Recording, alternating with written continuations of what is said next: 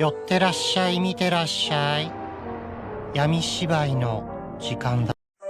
Olá, samurais e geishas do meu canal do YouTube, beleza? Como é que vocês estão? Vocês estão de boa? Vocês estão tranquilos? Então tá tudo bem. Primeiramente, recado rápido, recado básico. Segue lá no Insta, eu faço votação para ver qual vídeo vocês querem. E entre China e Camboja, Camboja ganhou. Segundo um recado, curte a página do canal no Face. Eu faço postagens diárias, curiosidades rápidas, coisas que não dá para ficar postando aqui no YouTube.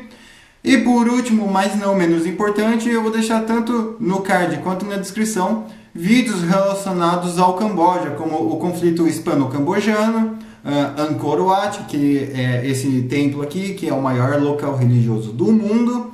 Eu vou deixar tanto no card quanto na descrição. Confiram lá, sem enrolação. Vamos direto pro vídeo que eu já enrolei demais. E como vocês estão vendo aí, hoje nós vamos falar sobre a guerra cambojano-holandesa, ou Khmer-holandesa. Não se tem um termo certo para isso.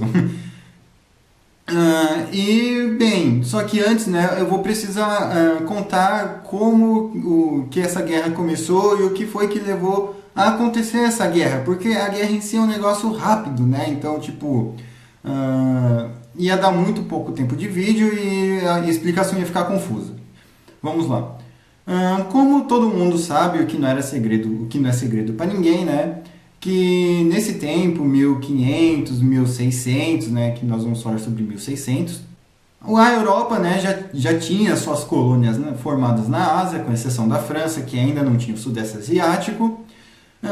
Então, tipo assim, tinha a Inglaterra, que dominava a Ásia, Malásia, a Índia, tinha a Espanha, que tinha as Filipinas, e tinha a Holanda. A Holanda, que tinha um pedacinho da Índia, e a Indonésia, né? Só que o ponto mais forte era Jakarta, né? Tipo, a capital, a ilha de Java, né? Enfim.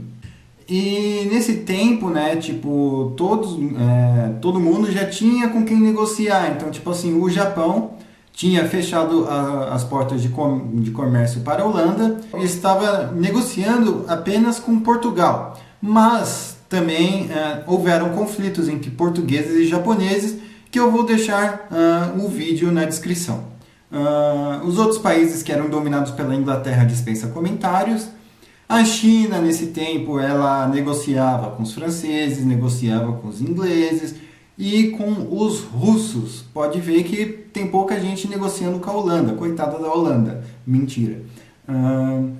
E a Holanda, então, ela estava procurando, né, tipo, algum país, algum reino, enfim, que desse para negociar e ter uma troca de comércio, essas coisas todas. Lógico que eles também tinham uma certa intenção de ir colonizando aos poucos, mas já vamos chegar lá. Então, no período ainda no início de 1600, né, eles acabaram descobrindo o Camboja. E eles até que tiveram um pouquinho de hostilidade no começo, afinal, né, tipo, é estranho você ver um povo diferente chegando na sua terra sem saber o que é. Mas as negociações ocorreram bem e eles foram sendo ótimos parceiros comerciais. E em 1630, né, até 1642, que foi o ápice, assim, das negociações, porque a Holanda sempre quis negociar borracha com o Japão. Só que o Japão estava fechado para a Holanda.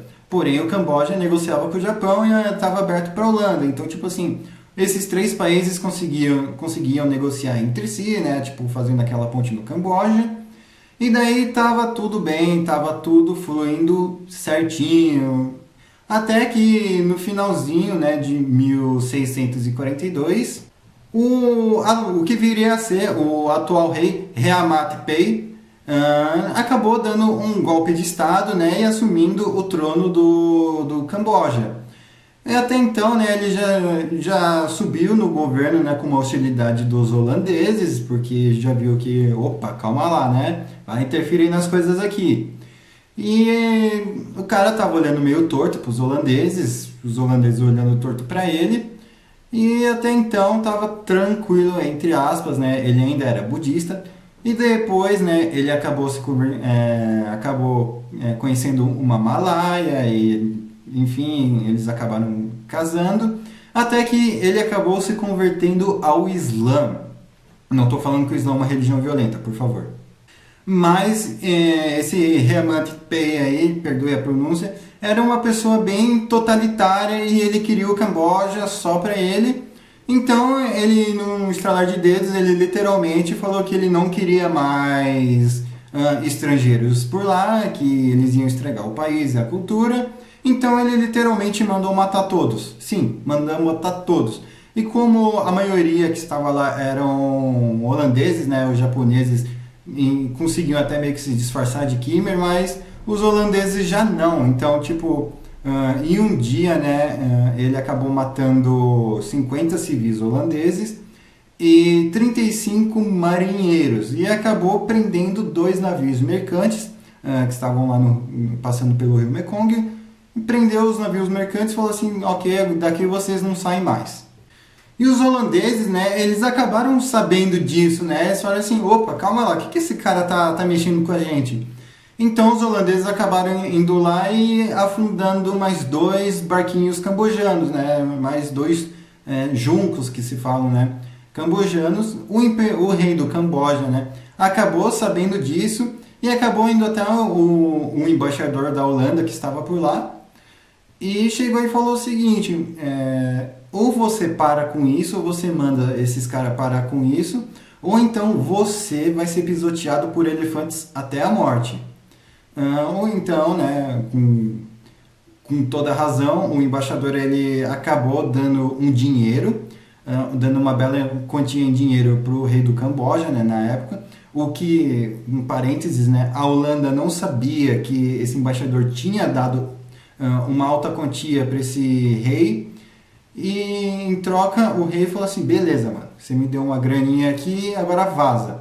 E esse cara, ele foi embora do Camboja em março de 1643 e ele foi direto para Jacarta, né, que era uma colônia da Holanda, enfim, era o maior ponto da Holanda onde eles poderiam se comunicar, né? E esse cara, ele acabou avisando o que aconteceu, né? Ele acabou falando assim, mano, o cara lá matou 50 dos nossos, prendeu 35 marinheiros, prendeu 2 barcos. E também ele ficou com uma certa quantia de dinheiro.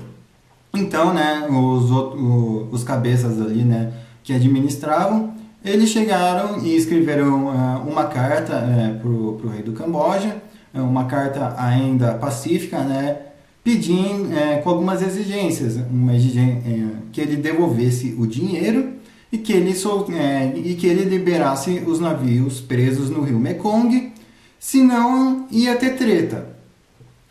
O rei ficou sabendo dessa carta, essa carta foi entregue a ele e o rei acabou lendo aquilo e não atendeu a nenhuma exigência. Falou assim, tá bom, vocês querem brigar, a gente vem então. Não, tá, ele não falou isso, tá, mas enfim, modo de falar, né?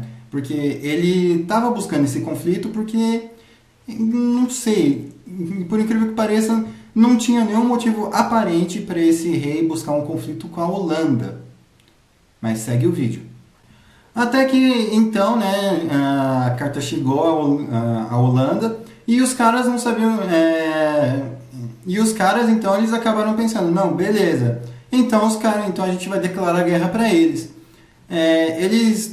A Holanda mandou 3 navios de guerra pro rio Mekong, só que não para atacar diretamente o Camboja, e sim para, como na linguagem atual, aplicar sanções econômicas ao Camboja. Eles fecharam o rio Mekong, impedindo a negociação de outras nações, a entrada de barcos pesqueiros, e enfim, né? Tudo que fosse ferrar o Camboja economicamente. O rei, obviamente, soube disso e então ele falou assim, mano, então ele ordenou que o exército real cambojano literalmente atacasse os holandeses e tomassem todos os navios dele e tudo que eles tinham. Os holandeses, eles acabaram conseguiram chegar em Phnom Penh, só que através do rio não teve uma guerra em terra, foi uma batalha naval. Só que assim que a Holanda, né, conseguiu chegar em Phnom Penh com os navios, os cambojanos já estavam preparados porque eles já tinham um conhecimento da tecnologia, né, da época holandesa. Então, tipo, eles estavam usando o navio holandês contra o navio holandês, porque os navios deles eram ruins. E isso não é nem questão de exaltar o europeu, que de fato os navios cambojanos da época eram péssimos.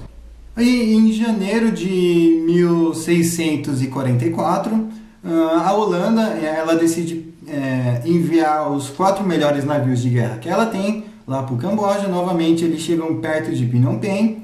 Só que os cambojanos eles acabaram conseguindo roubar esses 3 barcos. Então, tipo assim, eles conseguiram roubar sem destruir, ou destruindo o minimamente possível. E o único barco que os holandeses tinham, eles recuaram. Eles recuaram até Jacarta e os cambojanos ficaram lá. O cara que foi responsável pela declaração de guerra ao Camboja ficou nervoso e falou que ia ter volta e que eles iriam voltar com tudo e para esmagar o Camboja e voltar com a moral holandesa. Só que o que aconteceu foi que esse cara, alguns meses depois de falar isso, ele acabou falecendo. Ele acabou morrendo misteriosamente aos 52 anos. E essa guerra nunca mais prosseguiu. Então, tipo, acabou que o Camboja acabou sendo vitorioso nessa guerra contra a Holanda. Enfim, eu espero que vocês tenham gostado desse vídeo. Não se esquecem de compartilhar esse vídeo, por favor. Eu peço para vocês compartilhar o vídeo. Deixa um like, eu não sou de pedir. Vê o vídeo dos cards. Segue lá no Insta, curte a página do Face e fui!